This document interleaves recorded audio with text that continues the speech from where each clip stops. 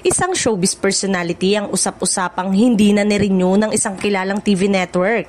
Ang kontrata nito, bagay na taliwa sa kumakalat na balitang kusa umano siyang lumipat sa ibang istasyon.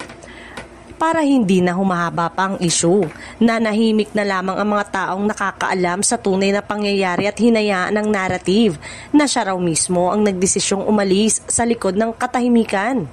Malinaw raw na hindi na siya inalok ng bagong kontrata dahil sa ilang internal concerns.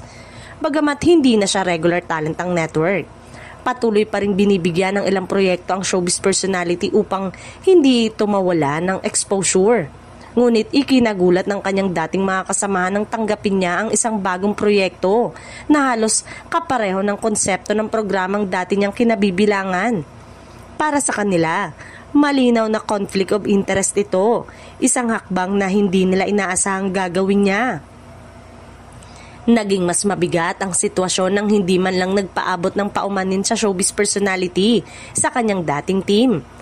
Ayon sa insiders, tila wala itong pagkilala sa pinagsamahan nila o sa mga unwritten rules ng respeto sa industriya. Ang dating admirator na merong para sa kanya ay napalitan ng pagkadismaya dahil sa kanyang unapologetic attitude. Tuluyan ang nagbago ang tingin sa kanya ng mga nakatrabaho niya. Para sa ilan, eto ang nagpapatunay kung bakit hindi na siya pinapirma muli ng kontrata ng network.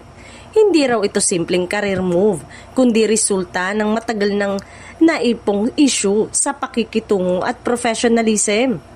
Sa huli, ang showbiz personality na ito ay nagsisilbing paalala na hindi talento ang nag-iisang puhunan sa industriya, kundi ang respeto, pakikisama at integridad. Dahil kahit gaano ka pa kagaling, kapag nagkulang umano sa tamang asal, may hangganan ng pinto ng mga pagkakataon.